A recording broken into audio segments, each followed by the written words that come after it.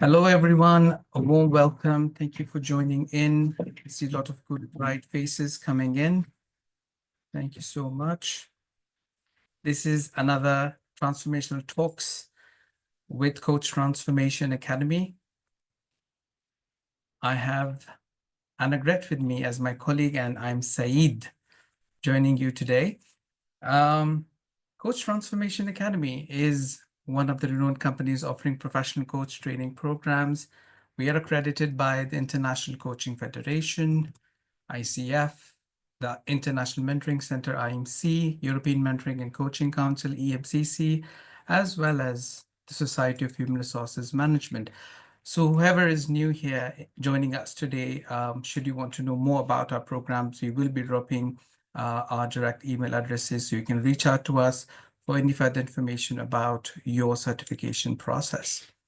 Before I begin to introduce the speaker for today, I would like to inform everyone to please be on camera for the next 60 minutes in order to attain one ICFCC unit and one IMC MDC. Your certifications will be provided to you hopefully by Friday. So I would like you to please be on camera during the session. It will be a wonderful thing to have you all here. And let's start by introducing our speaker for the day. We have Muhammad Bilal. Muhammad Bilal Chishti is our speaker for the today, and a brief introduction I would like to give about him. So Muhammad Bilal Chishti has been a regional competence development manager.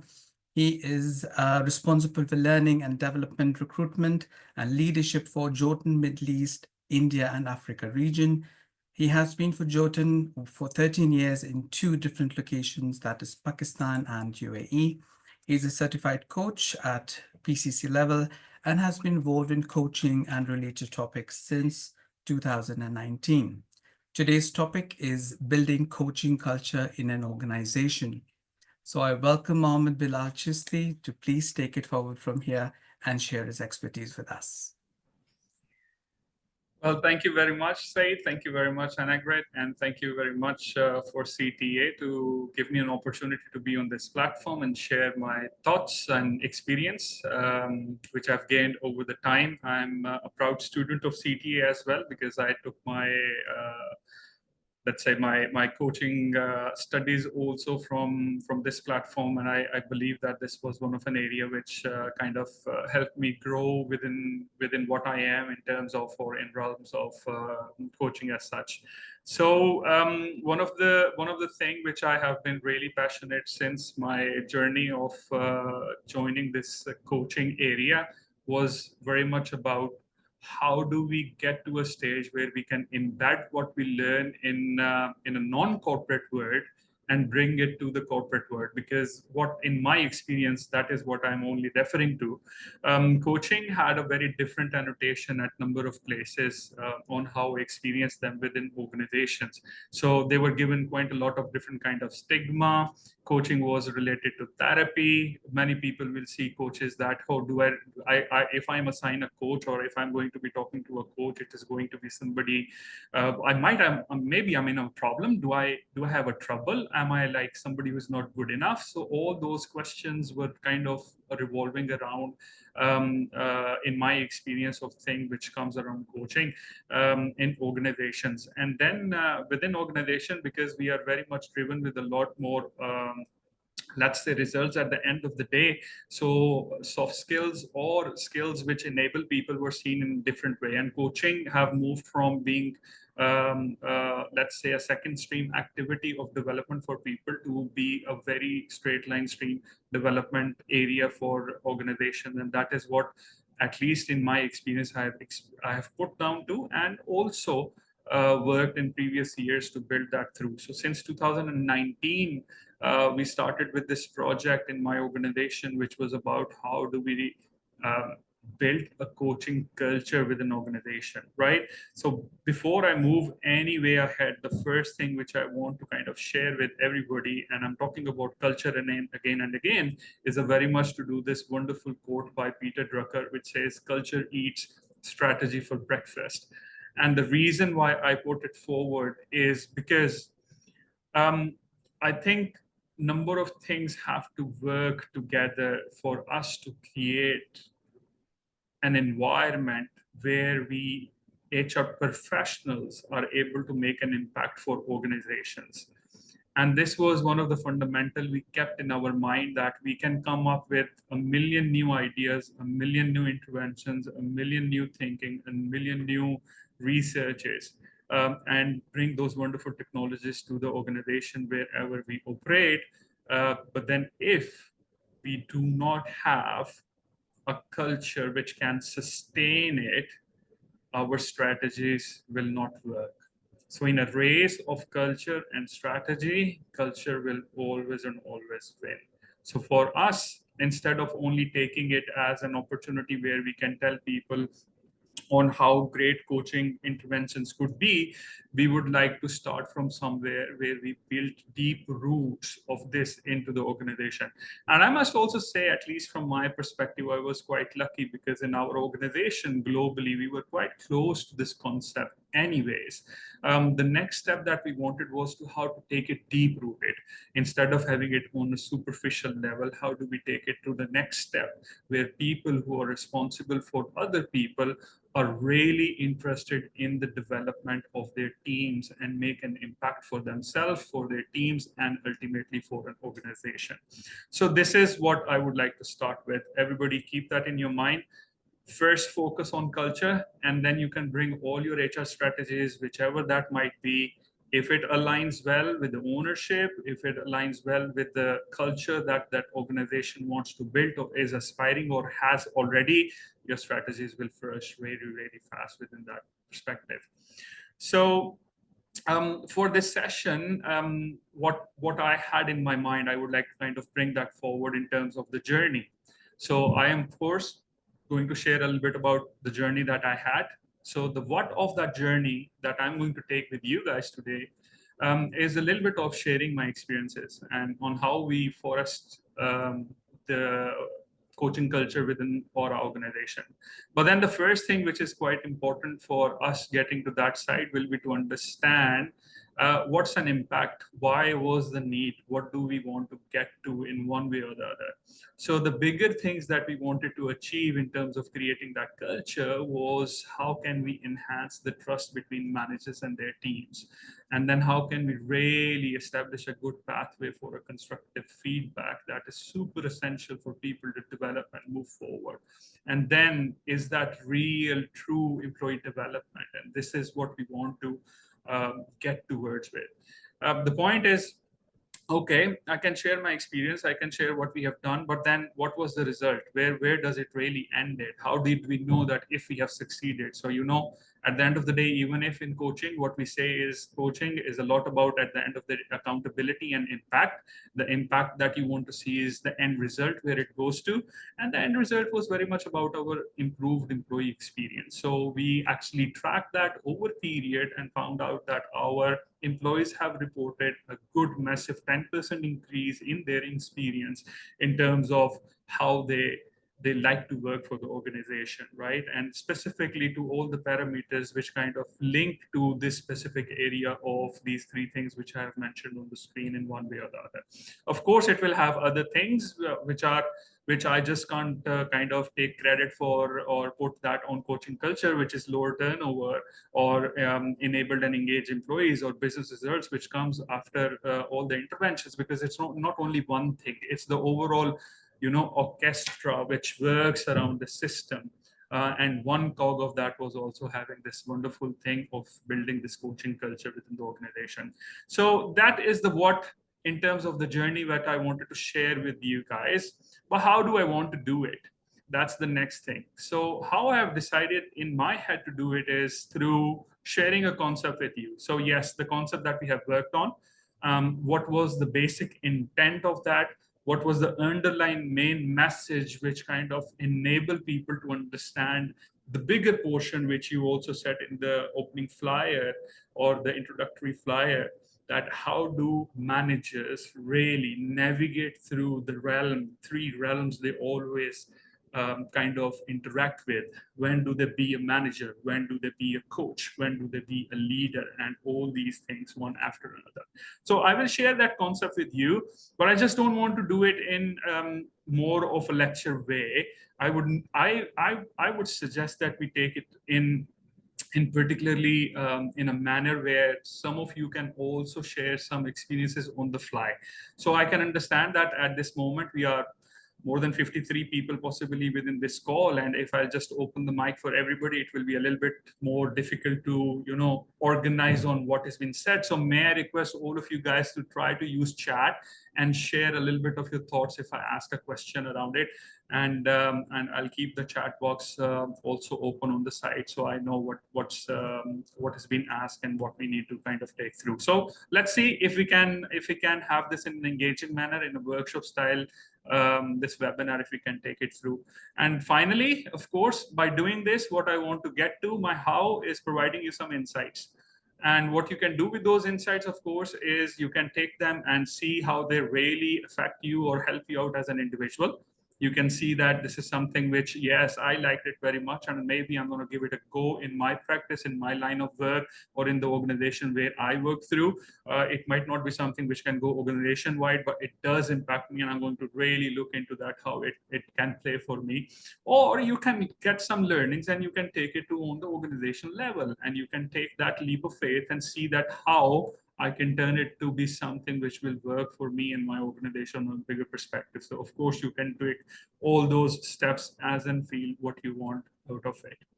Okay, so I'm just going to ask if we have any kind of questions so far. I can see a lot of people from Uganda, Taiwan, London, UAE, Arizona. Brilliant. So I hope if you guys are okay, you can at least put a thumbs up there, or yeah, just an indication that if it is something which excites you moving forward. Good. So thank you, Imran. I see your thumbs up. Brilliant. Thank you very much. Good support there. And let's move forward. So what is it that I'm going to start off with? I'm going to just very quickly request all of you guys to understand that what we wanted to work with, or what we wanted to differentiate between, was a little bit about coaching and the coaching mindset, right? And the reason I say is, my job in my organization, let's say when we were building this culture, it was not about changing managers into coaches, but giving people an opportunity to understand that what a coaching mindset would look like, right? Because at the end of the day, when you work in organizations, when you have three different hats to wear, of a leader, of a manager, or a coach, it is not something that you can turn out to be a coach in a full sense and switch off the other two roles of a leader and a manager, and we will touch base on that. So it's more about understanding that how do we build that mindset of coaching for us to really navigate through that concept. But then what would it help managers with? I think we have touched upon a little bit on this. What we wanted to achieve was, the managers should, after having this right coaching mindset, should be able to show concern for their people's personal and professional growth, right? I think in our organizations, there are fewer organizations in this world which really truly believe that people have to come to organizations to give in their best, and that is something we deserve as an organization. But also, people also deserve the best of the organizations from their perspective, so they can do what they want to do and do it in the best possible way, because that's where we want to expand on the potential of people. So I think, so this is the first and far most important thing that we want to kind of connect with. How do we do that is also an ability of a manager to help and receive effective feedback. I think this is one of the skill which a lot of managers, in my experience, struggle with. So people are good in giving opinions, people are good in giving judgments, people are good in giving passing comments. But when it comes to the essence of feedback, is really towards bring some improvement and bring some opportunity for people to grow. And I think so this is where we wanted to make big difference having the right coaching mindset, that when you have this mindset around you, what you want to give people is an opportunity to get that insight, right? So Saeed Haris always says this wonderful line. I really picked this up during my training with him, and he says that insight is inside, right? So to get to that insight, you need to kind of get to a stage where you are able to help people open up. And those are the next two things, because what you want to do is to help people, coach them to a higher performer. And I did not say high performance, because you will have people who are already doing a brilliant job, but then that's where the role of a coach comes in. What more can we get them to do?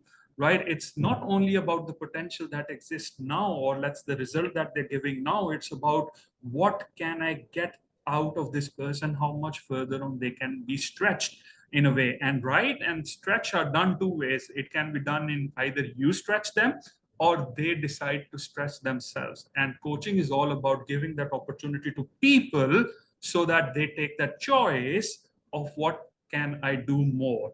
But at the heart of this whole triangle is something which relies, which is the core of becoming or having a right coaching mindset or coach centric mindset, was very much around creating a trusted environment. I believe if we start from a unit on individual lives, starting from families to bigger societies, to nations, to countries, to a global spectrum, trust is a commodity that lacks everywhere. And in organizations which are very competitive enterprises, where people are fighting for positions, people are fighting to chase numbers, we are talking about trust to be one of the things which is detrimental to have, but one of the things which is not there, right, in the good spirit. So any of the things which we have said across these areas have no sense, no meaning, if you do not have a trusted environment. If a leader, a manager, a people manager cannot create a place or a space where their people truly believe that I can trust this person by sharing my insight, which is really inside me, my insight, which that person is used for my development, we will never be able to tap their potential. So this is the concept that we wanted to have. This is the whole culture that we wanted to build, and it is easier said than done. So I'm going to share one big concept with you that is the fundamental for us we took forward within this area, and let's see how it plays out for everybody within this session. Right, so I'm just going to take maybe a minute or so, 10-15 seconds for everyone. I want you guys to write in chat, take moments and consider and share your thoughts in chat. What is your own definition of leadership, or what are the actions a leader usually needs to take? And this is something which is your own definition. Some keywords, you don't have to write very long definitions here. Some keywords, if you can share over here, that you have in your mind when it comes to, yes, lead by example. Thank you, Nasreen. Susie, yes, empathy, brilliant. That's wonderful. Okay, listen and lead, excellent. Okay, filling gaps, brilliant. Servant leadership, wonderful concept that was. Direction, lead, guide, okay. Be the example, inspire, I love this word which is coming ahead. Empower people, right? How do you empower them? Kavita, what do you think? How do we empower them? Inspire and support. Leadership is modeling, means you show what you are doing over there. Brilliant. That's wonderful things. That's all about leader, self-leading, self-reflective, very good. Visions, okay, vision, right? Mobilize, very good. Yeah, distributed leadership, taking and giving autonomy. Leader is inspire, manager is action, coaching is provoking thoughts for both areas. I love that. That's a brilliant, very nice answer that you have given over there. Excellent. I think so. This is kind of putting influence and influence. Okay. How about managing? Some of you, can you write down a few things about managing? And some of you can write a little bit more about what do you think on coaching? What are the things which are linked with managing or manager? Facilitation. Okay, that's an interesting word. Okay, so think about management. Collaborative, that's a style. Handling, okay, yeah, that's something interesting. Delegation, people manager, guiding, okay, very good. We manage things we can control, not people. I love that also. That's brilliant, because that's a very fundamental when you think about management as such, right? Managers need to translate into action the value and the mission of the company. I love that as well, Shrika. Thank you very much. This talks about it. So management seems like more of something that you do in terms of the task. It's more directing, as somebody said, right? Absolutely. Guys, supervise, support. Those are fine things. Mentoring and motivating, they're different. Managers is what the leader is in the how. Oh, okay, that's interesting. And I'm going to pick up on that, Margarita, a little bit later. Brilliant. So good ideas and coaching, guys. I think we are in CTA. We need to give some nice words about coaching. Come on.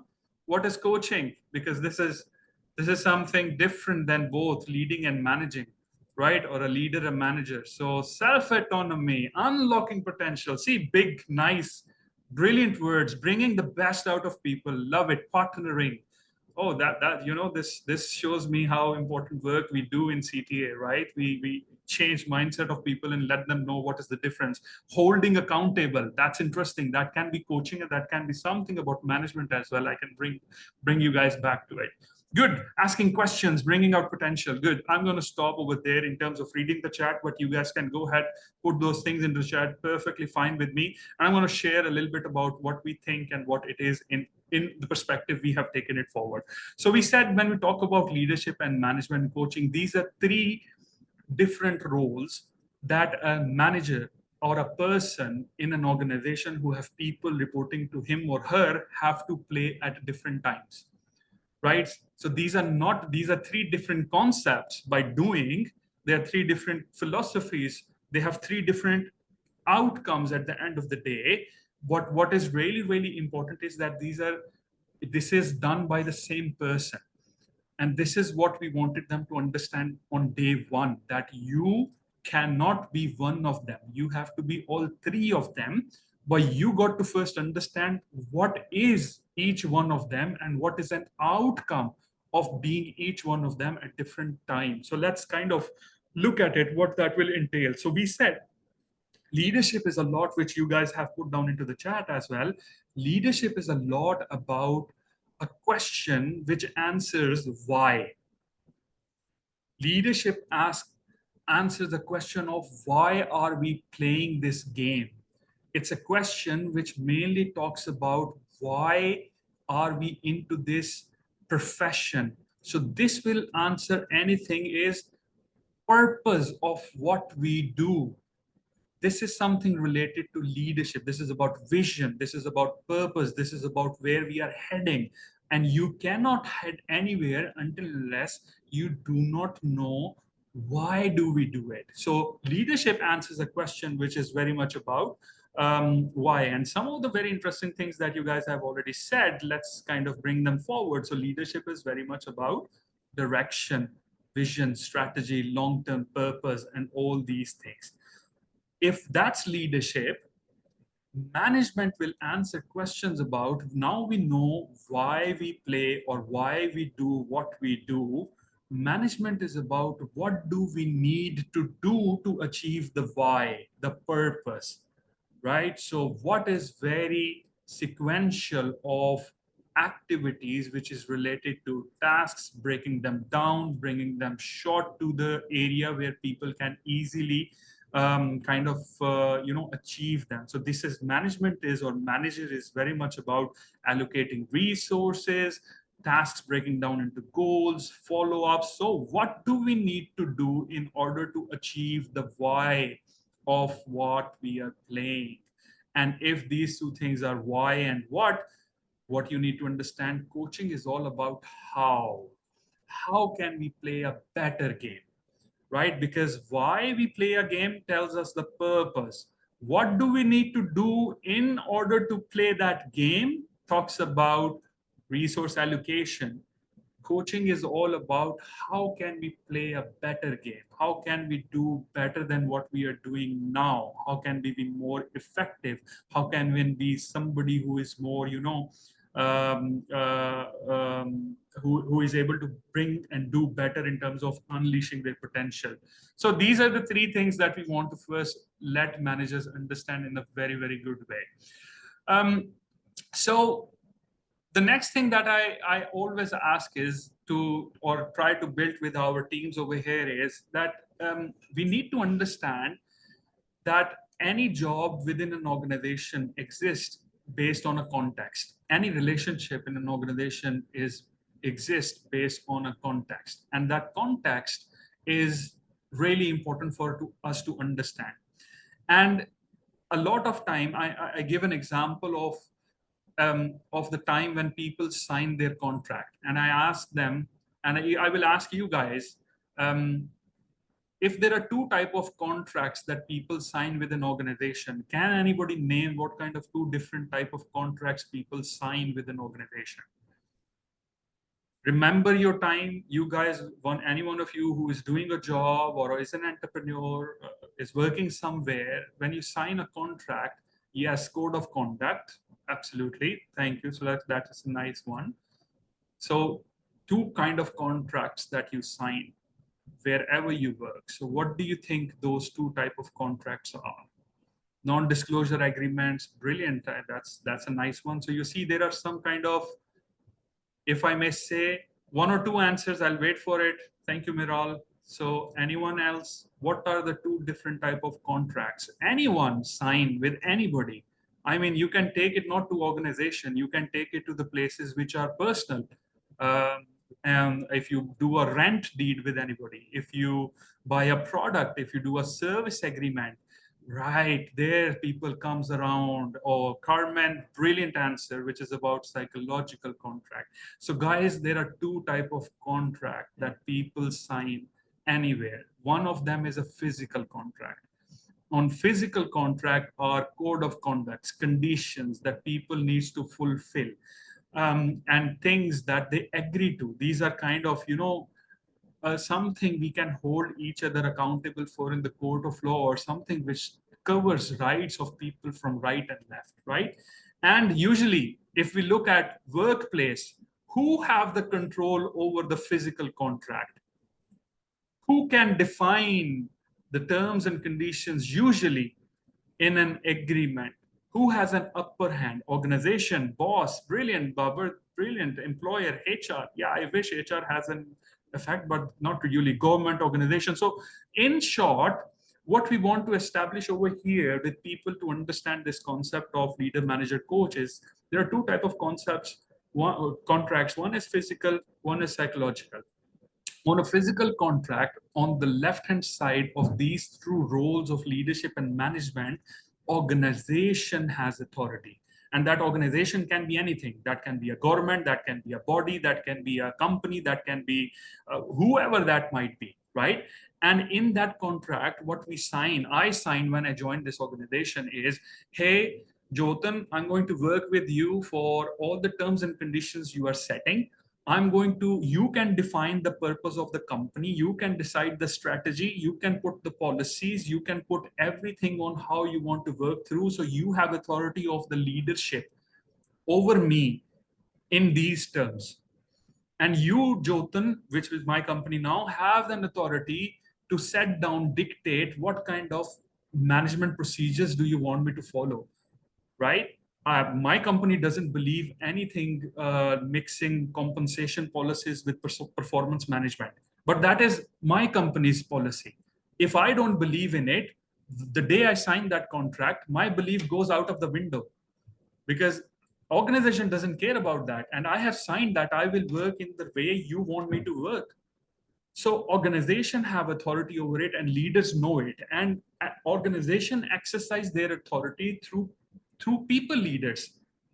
They only exercise their authority not by paper, by people who are in charge of other people. So in a way, all these things is where managers get authority. The other thing that I want you to understand is, but there is a psychological contract, and on that psychological contract is where people have authority. As much as the company can decide about leadership management, people can also decide when they sign a contract as individuals, how will I manage myself? how motivated am I going to be, right? How much of that creativity am I going to show in this environment, right? How much dedication and extra dedicated effort or discretionary effort am I really going to deliver to this organization, right? All those things, an organization cannot draw it from people because they do not have an authority over it. And the only way for any organization to access all of these things written on the right side of the screen, which are where individuals have authority, only and only they can build through the relationship. And the relationship is only exercised by coaching, because rest of the two functions are very much about following rules, procedures, processes of a manager. That's what they do. And leadership is a lot about setting targets, strategies, vision, where you want to head towards with, right? So I'm going to just very quickly take a pause and go and read some of the comments, if anything have. Okay. So you guys understand? Do you agree with me over here? Nods of heads, thumbs up, or okay in the chat will help me just understand that I'm not only sharing theory, it is making some sense to people. Thumbs up, very good. Thank you. Very nice. Thank you very much for all this insight. I like it that way, where I get some input from people on this. Brilliant. So having established this part of where you have this split of how can we access this ability of people, which is inside, the only one answer is you want to switch from being a manager and being a leader to being a coach, because that is where you will get access of the insight, which is inside. And inside is all authority of a person and an individual, not anybody else. So that's the first thing that we want to establish with our leaders. When they understand this, they can go forward. I'm going to give a very quick example in a way for all of you guys. Maybe some of you will understand that better. It's a field.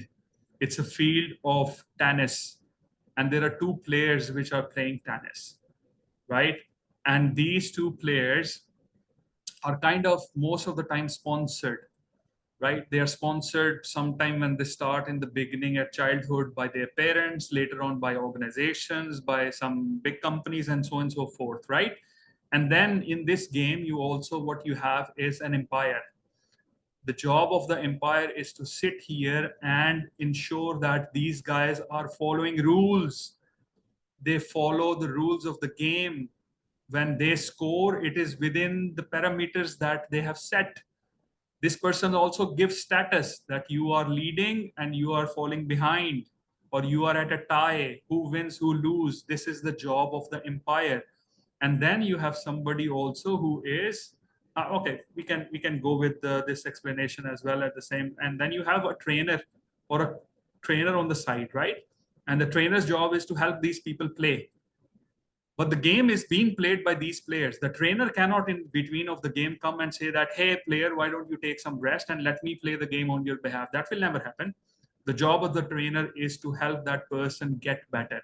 So if we take and use this analogy in workplace, sponsor is the role of a leader, where they inspire, why do you need to play this game, right? If you have not watched the movie, watch that, called maybe Sir Richard, which is about Serena Williams and her sister's dad, how that person kind of draw the whole plan of how they will become the world's best. Brilliant movie. And that person was a leader. That person was a sponsor on what you should be doing, why should you be doing. This person, empire, does the job of a manager. This person finds out, what are you doing right, what are the differences, are you falling up on track, are you within the guidelines, blah and blah. And then finally you have somebody who is a coach, which is a trainer, which helps people or these players realize that how they can play a better game, right? And this is exactly what we want to understand our managers, that you have to play all the three roles at different times. When people, you're in your organization, they are lost and they don't know why I am doing my job, you can't act as a coach. You have to act as a leader, and you have to set it straight for them. What is the purpose of their job? How is it impacting organization, and how important they are for the organization? You cannot coach in that moment. It will not help. When there is something which is deviation in terms of KPIs, in terms of resources, in terms of compliance, in terms of where we want to hold them accountable on very tangible tasks, you have to act like an umpire as a manager, where you have to tell them very straightforwardly what is it that they can do and what is it that they cannot do, where are they falling behind, where they are leading, what are the resources they have and what are the resources they cannot have. And finally, you can be coached when people know how to play a job or how to play the game already. So I have never played tennis. If I go into the court and somebody start asking me powerful coaching questions, how do you think we should play this game? Do you think that is going to help me play the game better? Not at all. At that time, I need a trainer who can help me know how to hold the racket, how to hit the ball, what are the rules, how to run. The moment I have become good enough that I can play that game on my own, then the coach can ask me questions about, hey, what do you observed about when you get a shorthand ball? How do you play it? What have you seen in your own role within that area? So this is something which kinds of help people know that you cannot be coach all the time, you cannot be a leader all the time, you cannot be a manager all the time. You need to know what are the different timings and what are the stages where people are, and then switch your role accordingly. Only then you will be effective. A new employee joining an organization with almost no experience, you cannot coach them, or you should not coach them, I would say, from my experience or my point of view. You should help them understand why they are in this company and how does it work, which is leadership role. You should tell them about what are the compliances, what are the ways of working, what are the resources we will get them, what are the trainings, which is a manager and a trainer role. And when they are well versed with what they are doing at a good sufficient level, you can start coaching them of, okay, how can I help you play a better game, how can I help you become even more stronger in what we have learned so far. And that is the fundamental in my point of view. There has been a research over 15 years which talk about top 3 reasons, top 16 reasons why people don't do what they are supposed to do. The top 3 reasons that comes across, people don't know what they are supposed to do. Number 1, right, management thing. You need to make it clear what is expected out of them. Number 2, they don't know how to do it. Training job, you need to give them resources, training, and development, and what they need to know to do the job, and why they need to do the job. You see, these are the differences which comes across with people, and then you have a number of other reasons which will come across.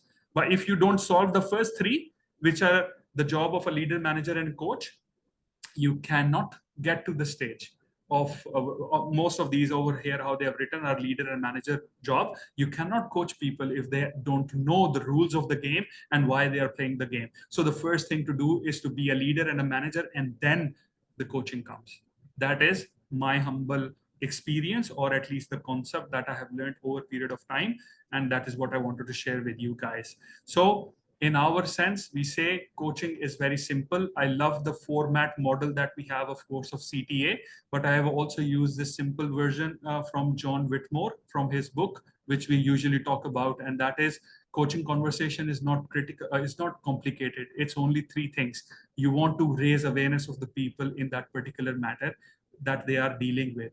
What you want them to get to are the choices that they can make. What are the choices that they have that will help them move forward from where they are right now? And then at the end of the day, you don't want to take responsibility, you want to keep it with them. So you keep them accountable of what is it that they want to achieve. So coaching conversation, let's keep it simple. Let's try to see what it gets us to. And this is what in our experience we want to talk about. Because what usually happen in an organization is that a coachee will come with a problem, a challenge, a sales challenge.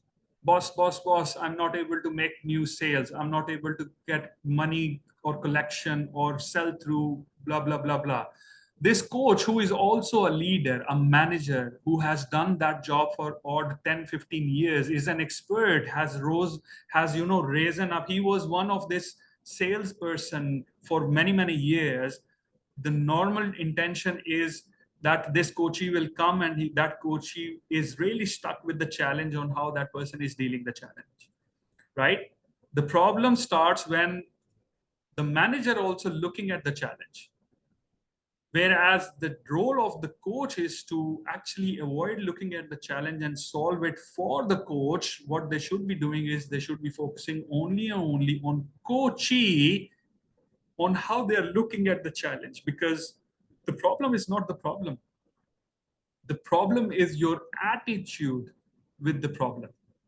And that is something that you want to change as a coach. What we do, what we get fixated as managers is because we are functionally very good and we have done it in our life a billion times, we solve that problem for them and make them dependent on us for rest of their lives. So you can fish for people, but if you teach them how to fish, you empower them, right? So listening is the key. I love this quote by Stephen Covey, which talks about we see the world not as it is, but as we are. Because what we are conditioned to see it. The moment we open our mouth, we are talking about our paradigms and our perceptions, right? So great leaders and great coaches, they develop people by listening to them. And believe me, if you will listen to them, you will get to know, do I need to be a coach here? Do I need to be a manager here? Or do I need to be a leader here? And then you make that choice. And then you take that action. The final thing which I want to say is, no problems were ever solved on the level of consciousness that it was created. Brilliant quote by Einstein, and this is something where we say that leaders really need to recognize and support the development of the people. So, having said that, that is all which I wanted to share with you guys when it comes to how do you pivot between being a leader, a manager, and a coach, understanding that if people know why they are playing the game, and if people know what do they need to do in order to play that game the way it has been set forth, the rules of the game, only then you can talk about how can you play a better game. If you will do it in reverse, it will add frustration to people. And with that, I will just stop sharing and I will give my mic back to Saeed. I hope it might have given you some insights of how we have been able to build a coaching culture in an organization for many years now, and very basic things that we have done. Of course, there is a lot more to do in actual practicality, but this is one of the concepts which I wanted to share with you guys. I hope it added some value and gave you some insight. Thank you very much. Thank you, Bilal. It was really inspiring and really got a lot of information from you. Thank you so much. So yes, if anybody would like to have any questions that they have in their mind, you can raise your hand or just type in the chat. We still have another 15 minutes so we can discuss further.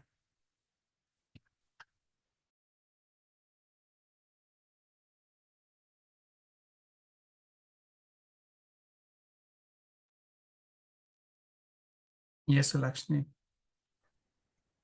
Thanks so much. Thank you so much, Bilal, for the really great and insightful session. I had a question about, balancing as a leader or a manager, especially if you have done these roles before that you're, coaching in. There is sort of this risk of falling into a mentorship role beyond the coaching role, right? So how would you sort of advise a leader or a manager who is going into coaching to be aware of it? What are some of the things that we can do to be aware of it? Thanks. Brilliant question. So if I've got your question right, just let me know. I understood that you were saying these are three different roles, and it's how do we balance it out? Because there is always an autopilot, a switch, a habit that will move you back to either a leader or a manager very quickly. So was that your question? How do you keep yourself at a role where you have to be a coach? Or yes, basically knowing when you're coaching and knowing when you're mentoring. Those okay. Yeah. So, in an organization, this is a brilliant question and we get it quite a lot. And that's the whole story around it in a way. So one of the most important thing that we do is, number one, you when you work in an organization, you want to slice it out that right now, am I really going to coach you, or am I going to have all the three things which are going to work through? So when we are doing our performance reviews, that's the space or a place where we need to be super careful on taking all the three roles, because that's where you become a manager. That's where you also have to be a leader, because you are helping and inspiring and making them understand where we want to head to.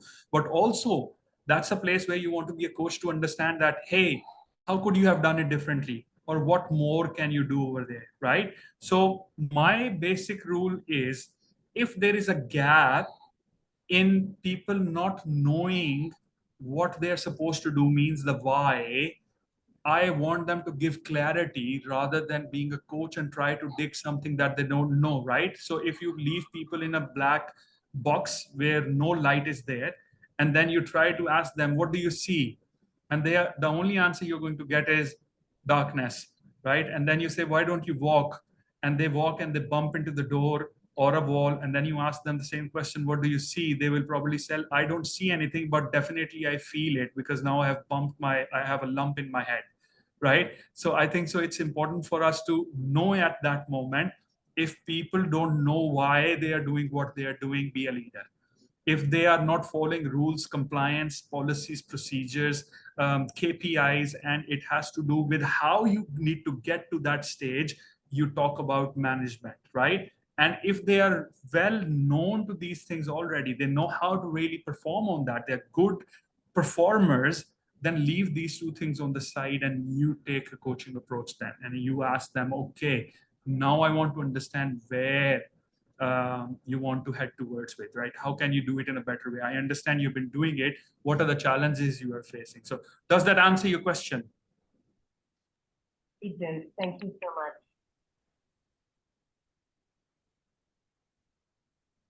All right, there's a brilliant question from Imran over here, if I may very quickly reflect to that. So I told you that the most important thing is to create an environment of trust. So a concept that we have learned in CTA also, and you will find it in NLP, and you will also find it in psychology, which is called creating a safe environment, Imran. So unless you don't create a safe working environment, what it means is, and it does not come overnight, right? It does not. It's just like gym. If you go to the gym and you work out 10 hours in one day, you are only going to get hurt, right? What you have to do it on every day, every now and then. You want to build up to a stage where people will start trusting you slowly. So as a leader, what I would do is, every time before I speak, I ask people, what do you think about it? And I really shut up. When I have done it for 6 good months, then only people will know that this is his habit and this is his character or her character, right? If I only ask people, what do you think? And then start opening my mouth right after when I said, what do you think? They will know that I am not there for their development. I just ask a ceremonial question and I just want to tell them what they should be doing, right? So building a safe environment is not one day job. It's a job of small, relative, good, concrete, selfless actions that you have to do over a period for people to believe into that. But there is a good news also. Good news is, when we are in an organization, sometimes these authorities and these things are already given, right? The moment you get a new leader, your first intention is, oh, I hope this is a good person. So you are going with that intention already, that this is a good person, let me test it out. Now it is up to the leader how to stand up to be a good person after that. So usually in work relationships, your first impression is already given, which is, yeah, there is a reason why this person is my leader, or on this position. So they expect, so that credibility remains. I hope that answers your question, Imran. Yes, Baba, thank you so much. Brilliant. Okay, I see some hands up. I leave it to Saeed. How do you want to take it forward from here? We have Andrea's question here, and then we can Yes. move on to Carmen and Sophia Okay. on the chat.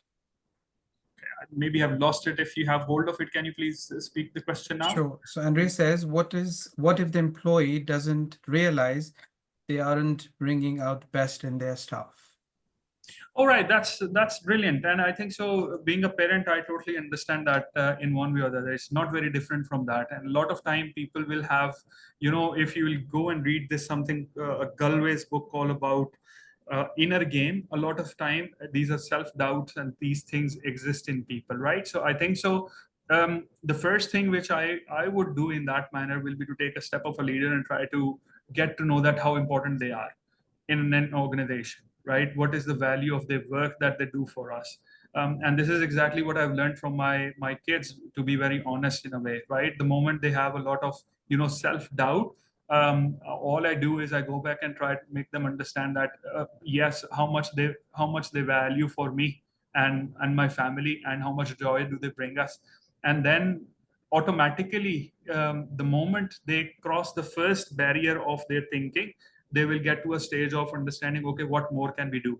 But it's not that simple. Of course, it will go back to, what is the history, what has really happened, are you a new manager, how is the organization leveraging all those things? So it's about setting some kind of environment for them in a longer run where they are able to kind of overcome this mental barrier. But believe me, there is not everything that you can do at the end of the day, right? Your job is to create an environment, and hopefully in that environment people will choose to be better, become better, do better, and all those things. What I believe people usually do is they start looking at what the other person can do right away, rather than focusing on how can I create an environment around where people can choose to do that. I hope I answer your question. Thank you, Bilal. Carmen? Yeah, first of all, thank you so much for the session. It was very, very insightful. My question is just how do you promote or even start a conversation to promote coaching so people, like more people will have access, or the entire organization? Like practical steps you can share. That's brilliant. As I'm saying, sometime I remember the first time I asked somebody that, hey, why don't we have a coaching session? And then the person responded back, oh, what's the problem? Did I do something wrong? And that is something which is kind of been a stigma around for many years, and so on and so forth. If I share one thing with you, is to stop, and I think so. I learned it from Haris. It's stop being a coach and focus on the conversation. Okay, don't call them for coaching conversation, call them for a conversation. Call them in, hey, is it a good time, can we have a chat? And it's not a coaching conversation, it's not for me, it's for us. So the day I started doing it, I really don't care if I'm in a performance talk, in a tough talk where people are not doing what they're supposed to do. I'm more interested in conversation rather than anything else. So that's the first part that you want to start up with. But as I said, it's a culture, and you want to build it slowly. If you're lucky enough and you have the resources, means your organization, your leaders, and they are supportive of it, then you can join together and all of you do it in that way. We sometimes recommend that when you want to have, the first thing that you can do is book a 30 minutes with all of your team members every month or every 15 days without a doubt, and then keep it for, and that's how you build slowly that, hey, people will start building those new neurological paths, saying, oh, this is when and where I need to be, because this has been called every now and then. And usually these talks go in that way. Once people have found that safe space, then you can go one step further and tell them, let's have an agreement, because I believe that you are good enough, you are great enough, and you can do furthermore. And for that, I need to change my style. My style is that I'm going to ask you more questions rather than giving you answer, because I believe you have the answers, not that I want to test you or anything like it. So Carmen, I hope that I answer your question.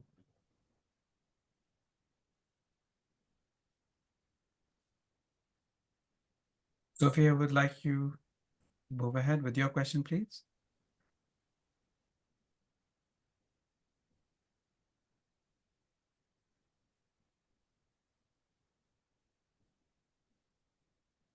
Yeah. Thank you very much, everybody. I really enjoyed the session. The spirit, the energy the information, and the trust in oneself to become a better person, and then you transform others through yourself. That's the key I take from today with CTA, bringing such a spirit from Muhammad Bilal, if I'm not getting wrong. When I was listening to him, it comes from the deep inside. A person who is so passionate in what he's doing, and he wants to transform this to others to be in the equal side of what he's really feeling, that most of us can really feel. Where did we miss? This is my question. Thank you very much. Right. Sophia, can I please very quickly ask you to repeat the question a little bit towards the end? What exactly you want me to answer? The question is that the spirit you have in you, where did we miss it? Fill us in that. Yeah. No, I don't think so that we miss anybody in spirit. We all get lost in the realm of this things that we want to do in life. And then somebody, if they come back home, we just have the wide arms open for them. And that's what I felt when CTA gave me this chance to come back. And here I am, Sophia. And thank you very much for that lovely comment. And thank you very much. So nice of you. So true. You said it right way. Sometimes we get lost in the way, but somebody just gives us back into track. Thank you very much, Muhammad. It was a really pleasant session, worth my time. Thank you very much. Thank you, Sophia. Thank you, Sophia. Before I move to Shaheen, a gentle reminder that we are doing a meetup in Dubai on the 30th of May, and we've shared the link with you. Should you want to visit us in Two Seasons Hotel, you're most welcome. From across the globe, of course, everyone is welcome to join us for this meetup, and it'll be great to have you there. Shaheen, please proceed with your question. Thank you very much for today. It was a really insightful session. Learned a lot. Sometimes, we do miss a little bit of the building blocks along the way, and then just get nudged back into scenarios. Bilal, I would just like to ask you, in your research as a coach so far, what books would you recommend us as coaches from your experience that will assist us to enhance ourselves becoming a better coach? That's a tough one because I'm also not a bookworm, really. Yeah, so I followed a little bit around what do we call this? John Whitmore's book. Forgot the title of it, but that's one of the edition which has a lot of basic things that you need to know in order to get to the stronger level. So that's one which I would always recommend for people to kind of go through. I also follow some of the what do we call these podcasts. I can share that with Saeed and he can share it with you, because that gives you an opportunity to look at how the people are actually doing coaching, and gives you an opportunity of kind of learning through looking at other people, right? Because mentor coaching is quite a big thing, in a way, a big subject that we need to look into. So I can share, I don't have it on top of my mind. I'm sorry, Shaheen, I've been not very useful No problem, no answer for your question, but I can share some of that stuff with Saeed to get back to you guys. No, I really appreciate that. We as have much as we can, Imran we're sharing about to learn. something with us in the chat. You might want to look at that, Shaheen. Okay. Thank you, guys. Okay. Yeah, Bonge Stanier is another brilliant person, and one of his videos that you can watch is around how to tame your advice monster. So Stanier talks about how to advise your voice on YouTube. It's a 15 minutes video. It's a brilliant video. We actually use it for helping people know that, how to keep this advice monster that you have within yourself, while you are talking to other people. So yeah, that's a brilliant one, Imran, that you have put over there. Yeah.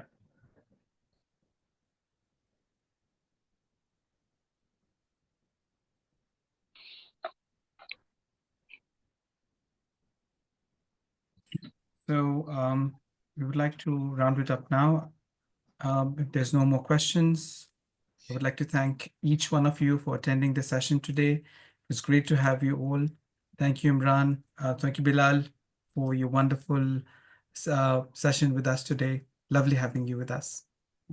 Thank you for inviting me, Saeed. So nice of you. And guys, if there are any questions left, you have my LinkedIn profile. You can leave a comment there. I can help you out if I haven't answered anything. I'm sorry. It's a big forum. And if I missed out any answers, my apologies for that. But it was lovely being here. Saeed, once again, thank you to you. Thanks to CTA and everybody in the team for giving me this opportunity to share my thoughts. Thank you very much, City. Thank Thank you and you. goodbye. Thank you. Thank Thank you, you, Bilal sir. everyone. Thank Goodbye. you. See you. Goodbye. Thank you, City.